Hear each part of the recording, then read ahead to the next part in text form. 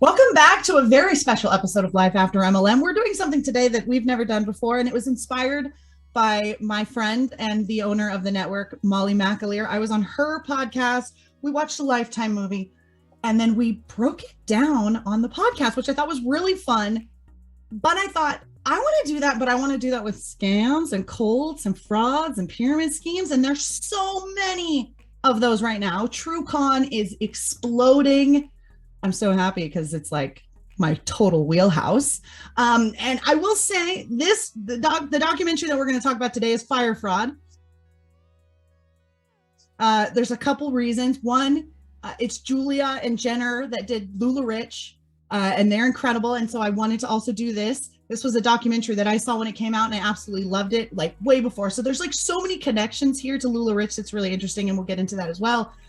But I wanted to have my friend Jenni on because she's hilarious and she's got the voices and she's got the thing. And like, I just want to break this down. And I will tell you, when I'm talking to people about scams, I say, you know, kind of like the Fyre Fraud documentary. And they go, the what? And I'm like, what do you mean the what? You've never seen Fyre Fraud? You don't know about Fyre Festival? And I can't even tell you. People are like, maybe, I don't know. And so to start this whole series off, because we're going to do it, we're going to do as many of these as we can. We're going to start with Fyre Fraud. I thought it was a really great one. I'm so happy that you're here to do this. When I gave you this idea, you're like, let's go. And honestly, like, I feel like we've got 2 hours. Maybe it'll go 2 hours. Maybe it won't. The documentary is only like an hour and a half long. I feel like this podcast really is going to be like the dark side of the moon to the Wizard of Oz for this, right? So you can listen to this as you watch it and sort of go through these. We're going to hit all these things, but for sure, like, to fire this podcast up, watch it. It's on Hulu. We'll link it all in the show notes so you guys can watch if you haven't seen it. And if you have seen it, the other thing was, like, I watched this, I'm like, I've seen this, but I never watched it from the eyes of somebody who speaks out about scams on the internet. So there were so many glaringly, obviously gigantic red flags for me while I was watching this that I never noticed the first time. I love it. So you know what else? You know what I want to point out? You are a Pisces, yes? Yes. We are Pisces. And so I was telling my friend, I said, I'm so excited about recording this podcast today because we are just going to peel back the layers and go behind the scenes and just for our own entertainment, but I hope people enjoy it too. Get into the meat. What happened? This was a dumpster fire on a tropical island with elite people involved. Right. So when I look at it, our Pisces energy, there's a shadowy side to Pisces that I think goes with what we like to do in uncovering these frauds, uncovering these scams, like getting undercover with stuff to understand how can this energy exist and persist in the world. And that is the other side of Pisces. I want you to know, very much about service to others and focusing on detailed aspects of life, but wanting to be the detective. I'm so the detective. And I've always been the detective in my life. And like, it wasn't really until I started doing this and like things were clicking that I was like, oh yeah, okay. This is what I do. This is what I'm into. So yeah, let's get into this. It was done by Jenner and Julia, who did LuLaRich. They are the geniuses behind Cinemart. I will tell you, there are 2 documentaries, and this is also a funny thing. One of the documentaries is done by Vice, and LuLaRoe has a Vice documentary. And then the other documentary is done by Cinemart, and LuLaRoe has a Cinemart documentary. But there's also a third LuLaRoe documentary. So, I mean, even when they're talking and we've got some commentators in here who are like, there's 2 documentaries. Yeah. I would like to raise your Fyre Fraud 2 documentaries to the LuLaRoe 3 documentaries. And now, let you guys know, like, that's how, like, it's that size of a thing. Yeah, this is incredible. And I think you and I were inspired too, because we just watched Inventing Anna about another con woman, another chameleon of high society New York who got in with the right people, places, and was able to put on enough of an act, use the loaded language, do the things she needed to do. Great show. We highly recommend it. But the crossover here, the intersection, is that she was a roommate or a flatmate of Billy McFarland. the perpetrator of Fyre Festival, and we will get into that and who he is. And that really is what started it, because we were watching Inventing Anna. We're sending each other all these like, yes, that Basak voice messages back and forth. And then all of a sudden, like, I'm like, oh my God, she's in Billy's flat. She's like squatting with Billy McFarland. Yeah. And then we looked it up and they really were roommates. They were. She literally squatted in his, I don't know if was it the Magnesis house that she was squatting in? Probably. I mean, that was a blip on the radar, just like my hometown was in that show, Omaha. She went to the Berkshire Hathaway weekend. Oh, that's going to be the next show. That'll be the next show. Anna, oh my God. Anna herself. But listen, let me take you back to 2000, whenever these came out. Documentaries came out in 2019, but these happened in 2017. Because they were prevalent and being advertised heavily and kind of competing against each other on two different streaming networks. So I watched them both. I consumed and gobbled up both. Yeah. And I remember just being like jaw on the floor. Like how could this have happened? How could this actually have had no one was able to stop once it started. No one was able to stop the momentum of this festival happening. It's like an avalanche. We're not prepared. Where do we start? You have your notes. Oh my God. The documentary starts off with talking about their commercial on IG, and they talk about this amazing thing, and it's so great, and it really sort of draws you in. You're just like, ooh, I want to be a part of this. Yeah, let's set the stage for 2017, really. So I was a mom of two little kids, and I just moved across the country and was making my way through life. And I'm not a millennial, but I think this entire thing speaks to the millennial mindset. Absolutely. People coming out of expensive colleges, or perhaps, some heavy, higher education maybe, or they are trying to get back into they're trying to find their corporate jobs. They're trying to find their footing in life. But the influencer culture and Instagram aesthetics are prevalent in their lives, right? This is the generation that's definitely gauging how they're doing. Are they successful? Are they making an impact anywhere by the likes on their posts and on the cohesiveness of their feeds, right? Right. So, how many people follow me? How many people care what I have to say? What is my reach? How am I influencing people? What am I doing? Like, absolutely. Yes. And so I feel like here we have, I think the documentary did this so well of surmising, there are just some young millennials straddled with some debt from college, or figuring out what their next moves are, and still craving and having a big appetite for travel, for access, for more privilege if they already have some level of it, but they want more. We want what we're seeing in Bella Hadid and in, Kylie Jenner's, Instagrams. We want to feel like we are in a culturally significant time. Okay, so Fyre Fest spoke to that. Now this is in general, and we're going to peel back all the layers, but it was a music festival. A couple of people came together, and we'll get the cast of characters assembled here. But they came together and said, let's make this bigger than Coachella. Let's make this so culturally important, people can't look away. It'll be annual. We'll have repeated. We'll have the best musical acts. We'll get Kanye, Jay-Z. Let's go. Right? This is going to be the next best thing, but leveled up. We're going to be on an island in the tropics. $10,000 minimum tickets, whatever the case. But they were painting this vision. It all starts, Roberta, with it's all FOMO. Yeah. Don't you want to be a part of this? This is where the best, most awesome, amazing things are happening, and you deserve that. Don't you deserve that? It's so rife with fraud and scam already. Totally. And for people in that mindset that know, they're like, but everybody else is like, yes. Nobody's pumping the brakes. And it's a FOMO and it's a YOLO mindset for real. Absolutely. It starts off, it's like talking about the commercial, it's showing all these things.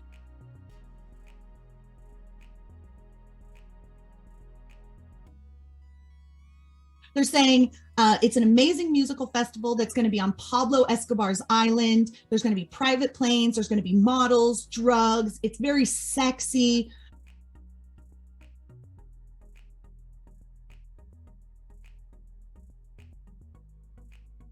They're showing, like, they're doing the mannequin challenge.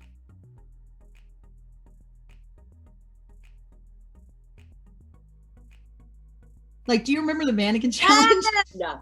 It's talking about Bella Hadid and Hailey Bieber and Ja Rule.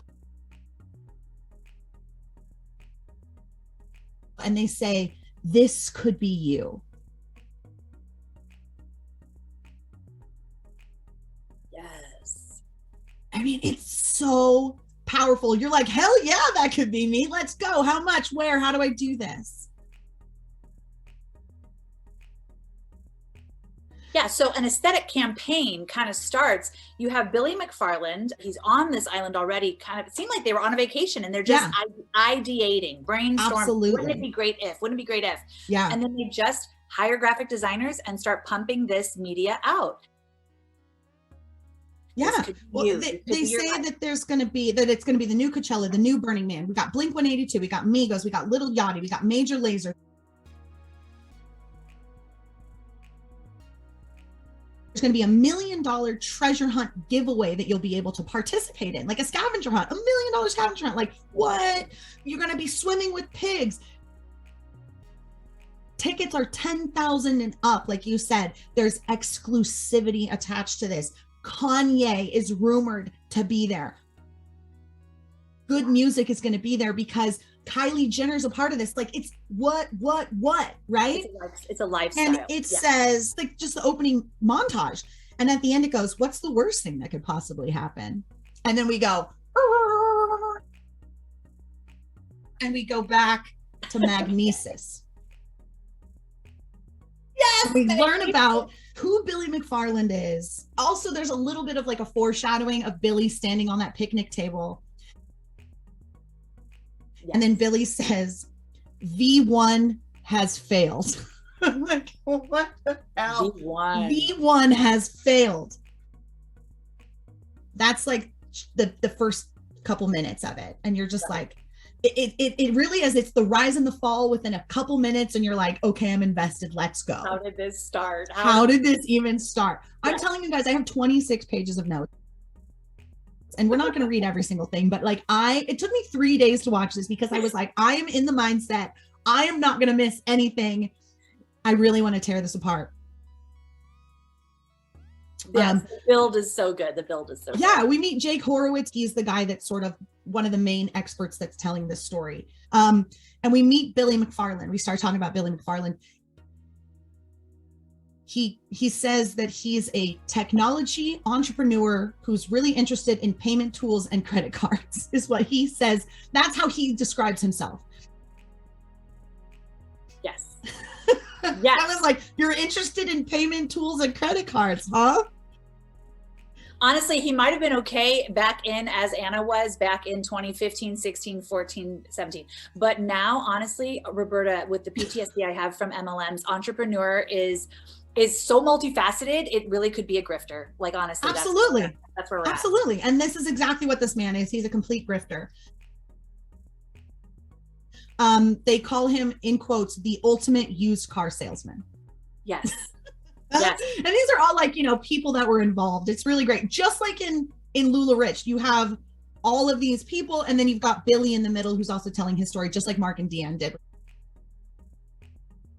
Which I thought was really fantastic. I think it's important to note too, he attended Bucknell University. He dropped out his freshman years, but he was still a person that seemed to charm his way into and just sort of like haplessly get his way into the crowds that he needed to present his apps, his startup company ideas, his payment instruments. And I find this to be so fascinating because my career prior to being a stay-at-home mom, MLMs are now just talking gas bag. My career was in payment instruments. I worked at First Data and Western Union. My father is like has his doctorate and everything, but he was in payment tools for all of his career since the 1970s. So listen, mag stripes, data, credit cards, processing, that's all so intricate. And the fact that this kid comes up and goes, I have what's going to be better than the black Amex. Well, even before Magnesis, like it talks about Billy as a child and like Billy's mom. Here's the thing, like, I know you guys know a mom that like thinks their kid's shit smells like roses. Yeah. It's like, oh my God, he's so amazing. Like that's Billy's mom. She's like, he was always ahead of the curve. He walked and talked before, quote unquote, the norm. He was the first to finish his multiplication times tables. And I was like, that's a weird flex, but okay. He could swim in the ocean as a toddler. These are literal things that she's like checking off as like great things about him. He could swim in the ocean as a toddler, and that he was scuba diving by age 10. Okay. And then in the second grade, he fixed his crush's crayon, her broken crayon, and he got his first business idea. And he charged her $1 for it. And I was like, if that's your crush, like, I don't understand why you're just not like hooking her up. Like, why are you charging your crush $1 in second grade? Like, he's already like the grifter. He's like, I'm going to leave this $1 on the table. Like, right. I provided a service here. He then hacks into the school's internet connected typewriters. They have these little like typewriters they're working on. He finds the password. He gets the administration password. He gets into it and he starts leaving school-wide messages for children. And it's really funny. Again, there's a lot of comedy and tongue-in-cheek in this documentary, and there's a lot of funny things if you pause and you read like what the screenshots are, because it's for that person that pauses and reads. Yeah. They superimpose this text over the typewriter that says, quote, "For your broken crayons, basically come and find me." For your broken spirit, I can't help you. And I just thought that was really funny. Like this guy, my kid is definitely like an entrepreneur in that way at school. She likes to sell poppets and mystery boxes and candy and things. So like, I see that in her, but I also know that she's not a scammer. So seeing the way that a scammer elementary school kid like handles things and the way that Abby handles things, I was like, okay, she's not a scammer. You know, McFarland was making moves. He was making moves. Yeah. They said that the internet doesn't have parents or rules, and that no one told him right versus wrong. Oh, come on. So he doesn't understand that what he's doing isn't right or wrong. In 5th grade, he creates his own web posting company, and he hires 3 full-time employees from India to run this company for him. In the 5th grade, that's 11 years old. That is pretty impressive. You can't outsourcing this business to India at 11 years old. You can't tell me, you know, someone wasn't helping him connect the dots on this enterprise, but honestly, pretty impressive. I want to take note right now of like, isn't that sort of what some critiques are of a broad brush, and it's not fair, but that millennials' parents raise them to believe your shit doesn't stink. You can do no wrong. Yeah. You are exalted we celebrate your mediocrity. Please continue. Right? That's what I'm reading. That's what I'm getting. Here's your participation trophy. Put it on your participation trophy shelf. Right. So here is, you know, this kid that's like, hey, why not? And trying everything. Yeah. And kind of no wonder, just felt like the world was at his disposal. Yeah. Yeah. They say that his blessing and his curse was that he can only think big. Okay. Right. Like you said, he went to Bucknell, which is a private liberal arts college. He's not listed under the alumni, which you said he didn't graduate. He dropped out. So that makes sense. And then he like enters some sort of pitch competition when he's at Bucknell, and he creates his first like legit app that's called Spling, which failed because it was basically like Google Plus, but worse. Yes. I love the documentary. It paints this whole picture for us, kind of like, okay, here we have a guy with big ideas, no real intrepidation, seems very courageous, very brave to present or get the investments he needs for Spling and for any other startups and ideas he wants to materialize. Yeah. It's like throwing spaghetti at the wall and seeing what sticks, right? So then he decides, when he's out to dinner with his friends and they all throw their ugly credit cards into the middle to split the bill. Look at that disgusting pile of plastic from Basic. Oh my God, it's a plastic. He decides that he can make a cooler credit card. Yes. And he gets some sheet metal and some magnetic tape. And he basically zhuzhes up his credit card, takes it down to like the bodega on the corner and buys something and goes, oh my God, it worked. Right. And he gets the idea for Magnesis. And that's where we're at now. So here we are. So now we know Billy, who he is, what he's at. His first real scam is Magnesis. It is Magnesis. And Magnesis is not only your credit card will process through this better elite card, but it's going to come with social perks. It's going to come with a club membership. And what was the venue? Trying to $17,000 a month rent townhouse. Yeah, you could have events there. You could just go chill there. You could just bring your laptop and have a martini there. It was really targeting big city environments with young up and coming professionals. Yeah. To want to be part of Magnesis. What are we, again, it's already, what do you want to be part of? An image. What do you want to be part of? What people are talking about? Magnesis. Right. And that's when we meet Grant. Grant, who is the Dwight to Billy's Michael Scott. It absolutely is. Like, Michael, like he absolutely is this like lackey, Billy's like side whatever.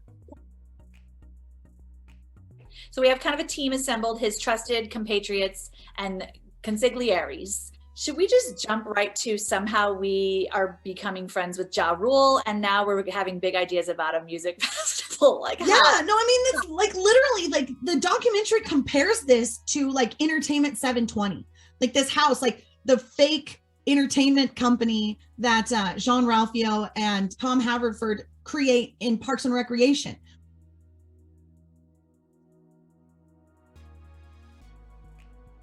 Where they're just like hanging out in this townhouse, spending all the money. Like we got like Detlef Schrempf and all these people, and just like, we're just hanging out. We're just paying everybody's salary, just having a party, hit the party button.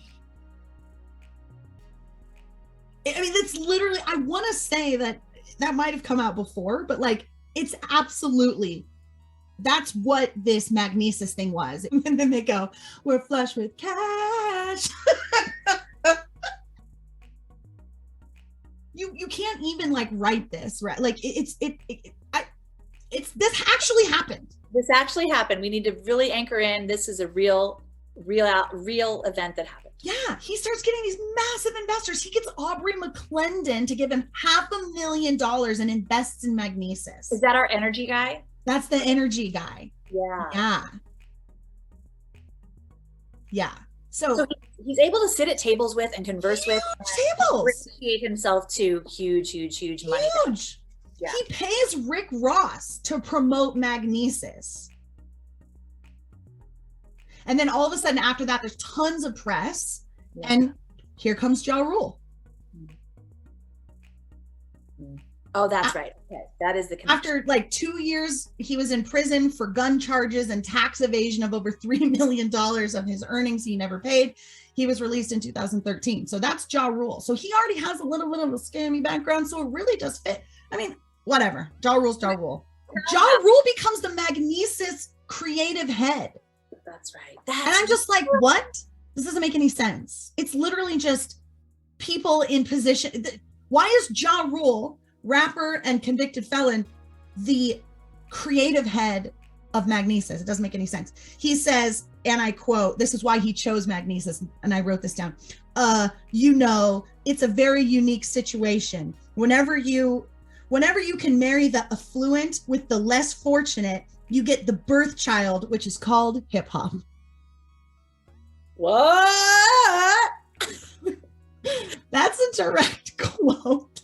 I love that. And I love that you paused and wrote and got absolutely. And the woman interviewing him goes, "This isn't hip hop, it's a credit card." Yeah, now keep in mind, this is showing Billy and Ja Rule on panels with TechCrunch companies. Yes! They're in Silicon Valley, like they are the Elizabeth Holmes of payment instruments for a minute, and it's going wild. Yes. So Magnesis is whatever's happening. And then, I'm sorry, when I said it was $17,000 a month, I was wrong. It was a $13,000 a month townhome that they were renting. Okay. And they are sued for trashing it. And they lose the townhouse. So now Magnesis is just a millennial credit card. There's no townhouse perk anymore. And people are like, what are we paying for? What? Yes. And Billy needs money, right? He needs cash. He just lost this. He lost this thing. And he starts his ticket selling scam. And this is the first one. That's right. And this is all under the umbrella of what he's called Fyre Media, Fyre. And that'll be in the show notes, Fyre Media. Fyre Media. And he starts selling tickets to access to private parties like J-Lo meet and greets, Jay-Z, Beyonce, Hamilton tickets. He's saying he's got 200 Hamilton tickets for tonight's show. And people are going, there's no way that's possible. And again, remember, this is 2016, 2015, when Hamilton had just come out. You could not get tickets at all. Like you could not. So the fact that he's literally boldly lying that he has 200 tickets for tonight's show for sale. He's got this, it's literally, he would sell the ticket. Mm-hmm. People would buy it, and then he would scramble and purchase the tickets on StubHub and deliver them the same day of the event. Yes. And he's basically running a ticket Ponzi scheme at this point. And that's in a URL or a portal or via Instagram, right? He's got it. Again, we have to come back to what this looks like. What is my interface with a guy like Billy McFarland, or what he's offering? And so I think the crowd, his target audience, and those that want that, this could be you life. We're going to go to, they want the Instagrammable moment all the time. Absolutely. They're buying, they're believing it. Yeah. They just want to take pictures and put them on their Instagram and make it look like they did these things. I don't really care if they actually do them. It's about the idea of living this amazing life, this FOMO, this YOLO, so this millennial thing. He's robbing Peter to pay Paul. Absolutely robbing Peter to pay Paul, which is unfortunately the way that the country is run is kind of a millennial thing anyway. With your bills, I gotta wait for this, but this, gonna pump this. I'll just pay the late fee on this one to get this. I mean, it's insane. Yes. And that's the reality in the majority for most people. It's really unfortunate. Then we find out that Aubrey McClendon, the $500,000 investor, this gas guy, he dies. And it's because he was indicted the day before for like rigging bids. Yes. For a long time.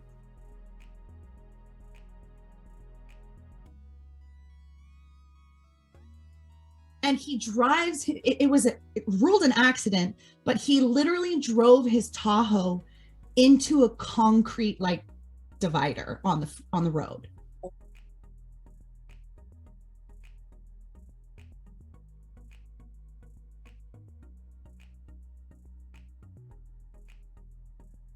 Oh, wow. And it's deemed an accident because he didn't leave a suicide note, and they can't just assume things, and they're like, maybe he had a medical emergency, whatever. So it's deemed an accident, but it was literally within 24 hours of being indicted for all of this that he had been doing.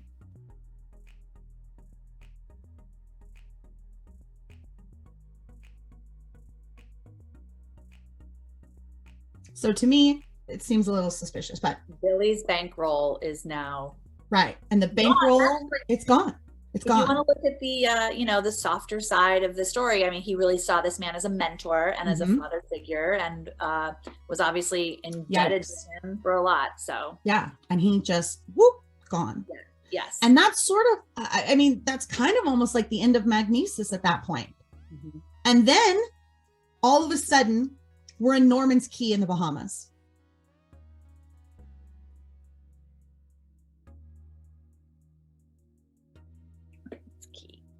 We're just there. We're just having a party. We talked to some locals in the Bahamas, and they confirm that the Bahamas is usually the first stop shop for scammers. Offshore. Yep. And that the people of the Bahamas are industrious and hardworking, and that there's a very high unemployment rate, and it's a still developing country. Mm-hmm.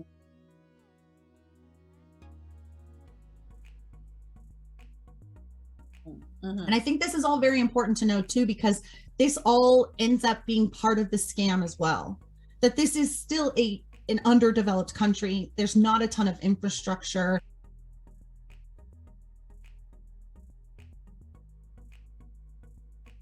The thing that he's trying to do just can't be done, unfortunately. Right. And many people tell him this along the way, and he just goes, we'll figure it out.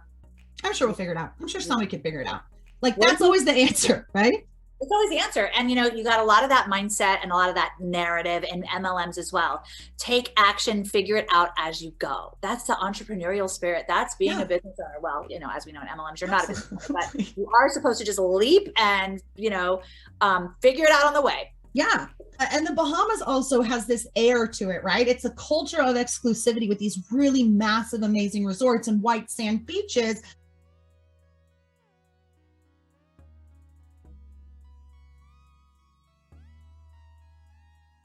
But it's juxtaposed in poverty.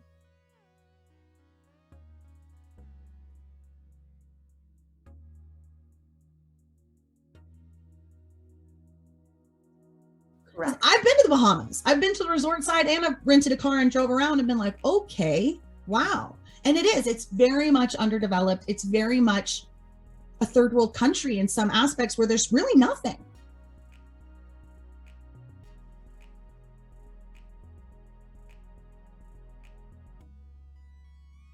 And very much in poverty with these little houses upon houses where there's multi-generational families living in them. Yes. Juxtaposed next to like the most posh, exclusive, expensive, everything you could ever want in your life. Luxury to poverty disparagement is massive. Yes. Yeah. So this big idea takes root while he's there. They say that there's a level of collusion and pay and kickbacks involved in a lot of the stuff that's happening in the Bahamas because of the way that things have to be done. And again, it's like rife for fraud and scam. Yes. It's like the perfect place to do it. I mean, there's a reason people have like offshore bank accounts in places like this, like the Cayman Islands and things. Like there's a reason. Yeah. And here we have this reason. And there's some infrastructure, but to your point, if we were to do this in Atlanta, Chicago, New York City, there's OSHA, there's government regulations, there's shipping. Absolutely. All the way. Like there is just so much to get through. But there's also a lot more resources, as we will get to shortly. Oh my Lord. And we meet Dave Brooks from Billboard. He is the senior director of touring and live music. So like he's hearing rumors because Billy's in the Bahamas and him and Ja Rule are being like, hey, like we could do this. They're working on this app. This app called Fyre, the Fyre app. They're working on this app. They get this idea to have this party in the Bahamas while they're there. And Dave Brooks is like, there's festival rumors. They're talking about villas and private yachts and exclusive dinners with artists. These are things that might be happening. And they're coming up with the idea of, quote, a utopian concept that's about culture and art. So, hey, who doesn't want to be a part of that? I mean, that's not what it is at all, but that's a fun thing to call it. Right. Like the Anna Delvey Foundation. We want in. Let me in. They're looking to basically recreate Woodstock, Lollapalooza, Coachella, these big, huge music festivals. They're looking to create temporary community where it's like this commune where you're at, everything's there, and it's this whole thing. Like that's what they're looking for, right? And we meet these influencers. We meet Austin Mills, who at the time in the documentary, it shows his Instagram, he had 40.4 thousand followers back then. Now he has 142,000.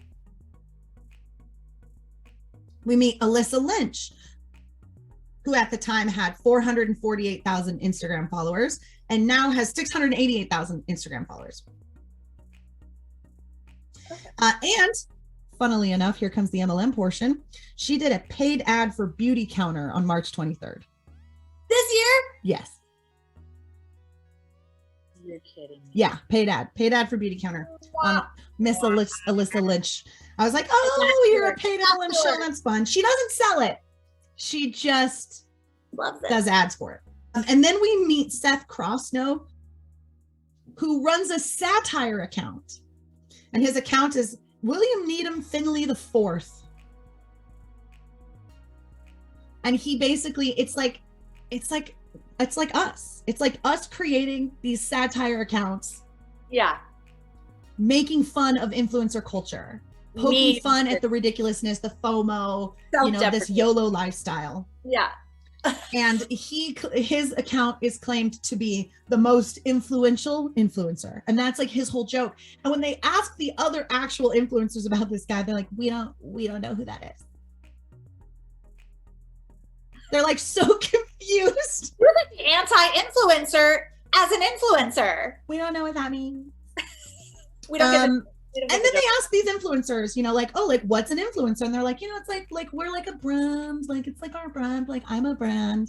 And then he says, when I say quote unquote my brand, I just mean, and they say these are the things that they say their brand is about: the lifestyle I want to live, positivity, health, wellness, and positivity. Twice. It's so important. I mentioned it twice. Did you mention positivity? It's just wild. And then we meet Fuck Jerry. And I literally wrote in quotes right in parentheses next to it, from the warehouse. And not that Jerry. Jerry would have this whole thing wrapped up and produced in 2 months flat.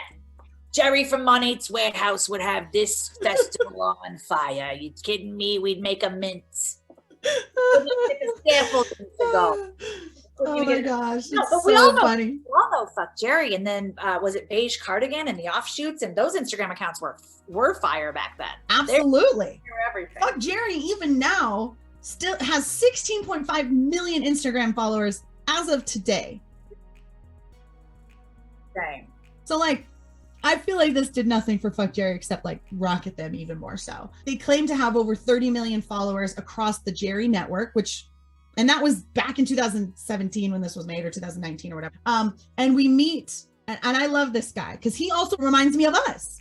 It's Oren Axe, and he is a former Jerry Media employee. I love and he brings the tea. You guys got to see this documentary because of the interviews, because it is the interviews. The graphic designers, the marketing assistants, the accountants of this back office. You got to hear what they have to say. This was literally his first campaign at Jerry Media, was bidding for Fyre, and they got it. And he says, this is crazy. And he's the second person to admit that he didn't think this would work either. Because what timeline are we dealing with now? When he gets involved and he's like, okay, we have ads on Instagram. Okay, we started an account. There's literal momentum in followers and attention and engagement with people. What is the timeline, Roberta? It was this like, at this point we have 9 months to put on a Bahamian, I think it's like 6 island. 5 months out is my next note. It says 5 months out. Oren says, in quotes, he says, it'll probably go fine. We're pros. What could go wrong? The first thing they need to do is they need to tell people about this, and they create that commercial in the Bahamas. And they spend a ton of money. They go down to the Bahamas 5 months before the event. 5 months before the event, they go to the Bahamas and have like a week-long party and bring a crew and say, film it.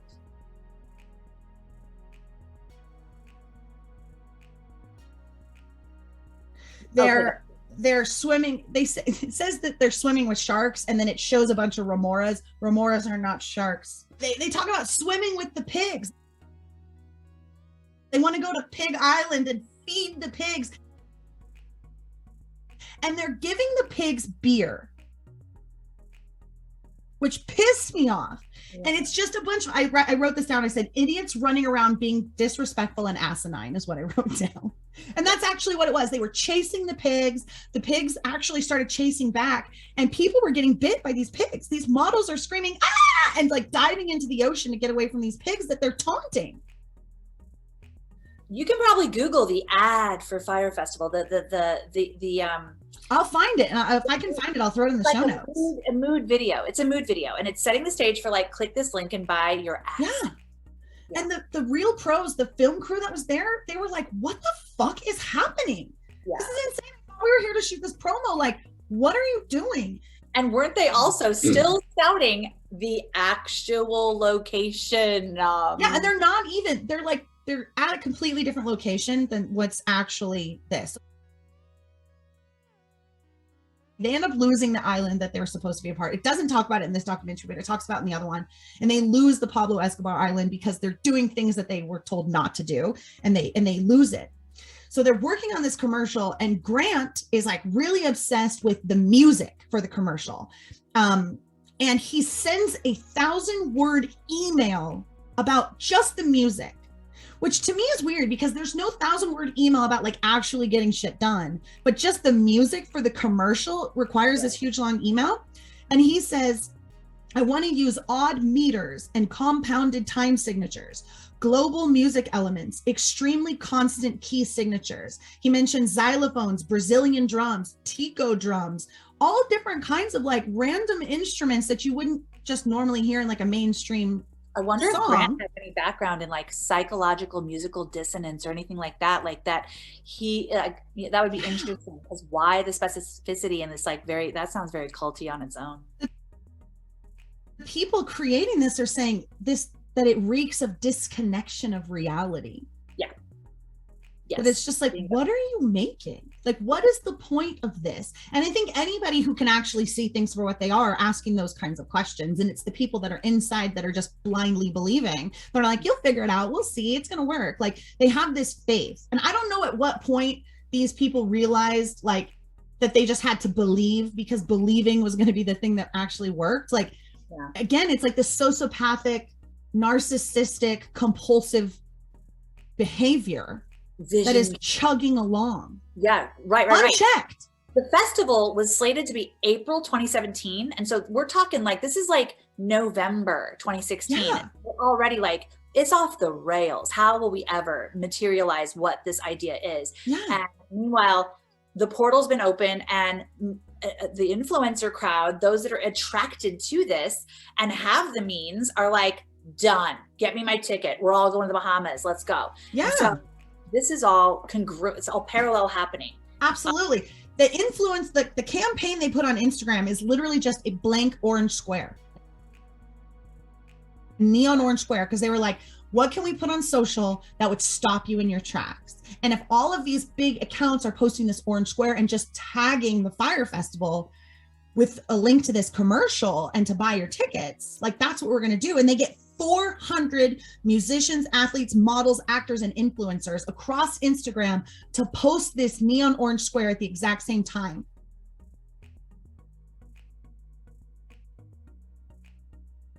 And it blows up Instagram. Yes. They weaponized social media. This is the voiceover of the commercial.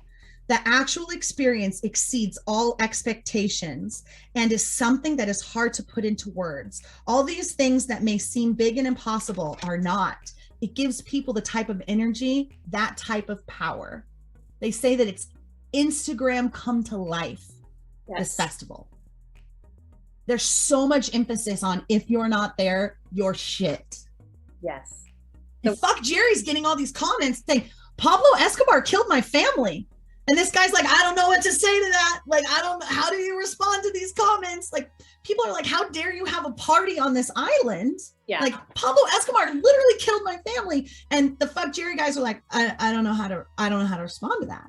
Because there's just no accountability, because there's no like, we're going to do this, but these are the repercussions of doing this. And we need to talk about this. Responsible for delivering what people are expecting. Right. Yeah. It's like, we don't care that he killed your family. It's a cool place. And then there's even a shot, because the whole thing with Pablo Escobar's island is that like drug planes were shot down, and there's still planes in the island, in the water. sunken. And there's a shot where you actually see a sunken airplane, and I think they're jet skiing over it or something ridiculous.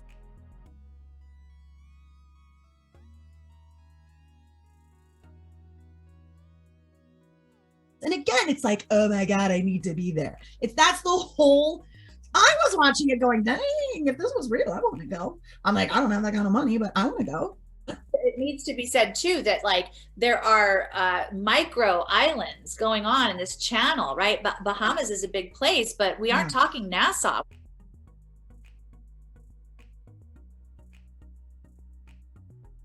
We aren't talking easy access to barges or flatbed trucks or anything like that. Like we are talking now, we need to make this thing come to life, and how in the hell? And we've got people behind the scenes in New York in offices already going, this is a disaster. This is going absolutely, to be a disaster. Right? I'm involved and I'm doing my job, and what on earth can we do? Yeah. So this thing goes out January 2017. It's winter. Trump takes office. People are out of their minds. They're just looking for something to have a little bit of hope, whatever, in the future. And that's the feeling. That's the feeling that people had. And so this was a glimmer of hope 4 months out. In 4 months for spring break, I'm going to be here. This is going to be amazing. They call it the Millennials Woodstock. People are literally quitting their jobs because they bought tickets and their boss won't give them the time off. So they just quit their jobs because they don't want to miss it. They're selling everything they own to be able to afford these tickets. Like, I don't need a couch. I'll just sell it and buy a ticket. Like, it's insane what people are doing to be a part of this. I need people to understand that. I think most of the people that listen to this are going like, I don't get it. And I'm right there with you too. But like, this is the mindset that people were in at this time. We're 4 months out. And on New Year's Eve, there's this party. And this thing I think was the most disgusting, and a little trigger warning here, because I do think this is disgusting. They do a toast and Ja Rule goes, here's to living like movie stars, partying like rock stars. And then he goes, Billy. And Billy says, and fucking like porn stars. And then they all cheers and it just erupts. And Delroy's like, okay, guys, have your fun. Delroy's like the guy in the Bahamas. He's like, but tomorrow we're like actually having to do work. Like, you know, everyone's like, no, don't even worry about it. We got this. Don't even worry about it. And he's like, I don't think you guys understand. Like, this is ridiculous. Yeah. So the reality of what they're trying to do and like what they're presenting is not the same. Like in the Bahamas, they're claiming they're going to buy an island. It takes years to be able to buy an island, especially these tiny islands that he's looking at. And these tiny islands have no infrastructure. None. And how telling is that? How telling is that this young liberal arts college dropout, who obviously had parents that just celebrated his every single solitary poop, goes to a country, an entire whole ass country, and just is like, I have liquid cash. Like, what? Give me an island, or how does this work? And like, how do you buy an island? Like, do you take Magnesis? That is just truly ignorance and privilege shitstorm right there. Right. And then they talk to people like that actually work in the Bahamas, and they're like, there's no infrastructure on these islands he's looking at. That would take an entire extra year to just plan and build the infrastructure needed for a weekend-long festival. Right. And they're like, oh, you need at least 2 years to plan this. Like, just to get the island and to put toilets on it, we need 2 years. Time was not on their side. And also, even if you find an island that has a whole division of rentals or houses available or hotels or suites or anything that you've promised, any semblance of what you've promised for ticket buyers, you're still at a 4-month timeline in the most already. The most prominent, probably vacation spot in the world in April. Like, you will have to, it's like the ticket buying. He'll have to front so much cash to buy out any other renters or Airbnb, VRBO people. I mean, the whole thing is starting to become, and Delroy knows it. This is like this serious sound of reasoning in the whole thing. I love him.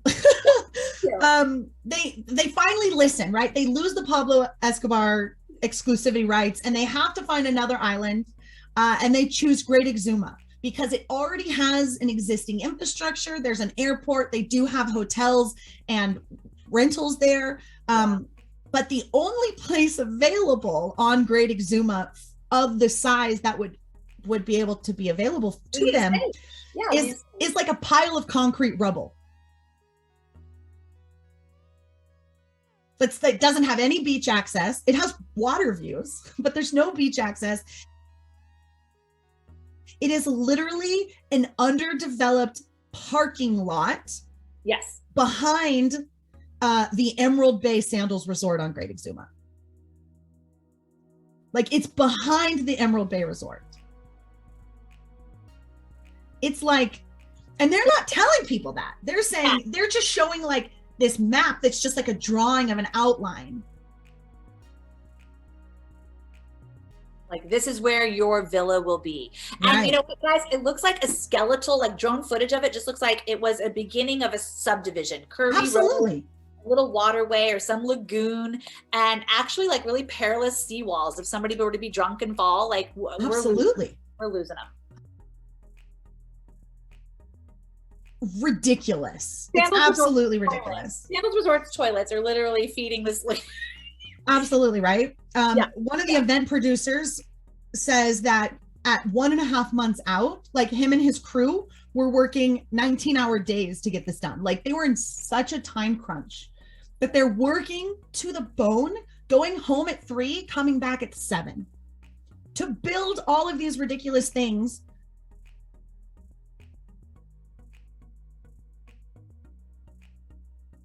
For this ridiculous thing that's like not actually ever going to happen because it cannot physically happen.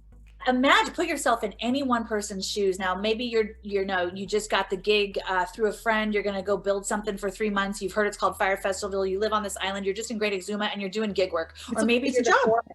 Maybe you're the foreman, or maybe you're Delroy in between like smoking blunts to get through this whole thing therapeutically. You're like, I don't know, just move this and build that and get the hammer and nails. But like, think about it. Think about people are coming on planes and they're going to be here.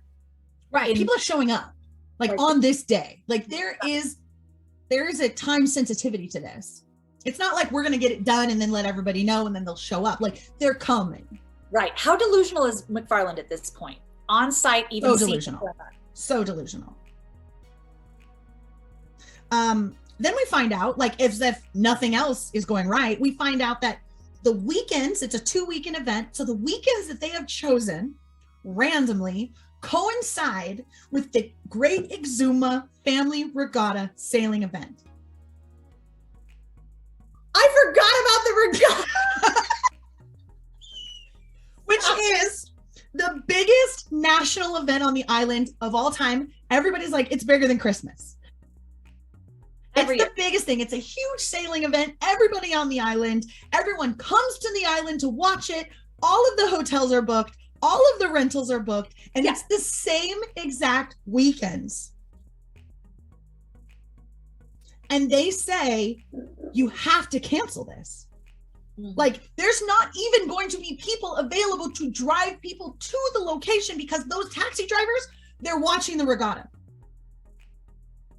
Where they're going to sleep. How they're going to get around. Yeah, this is like, everyone on the island is going to be at this event.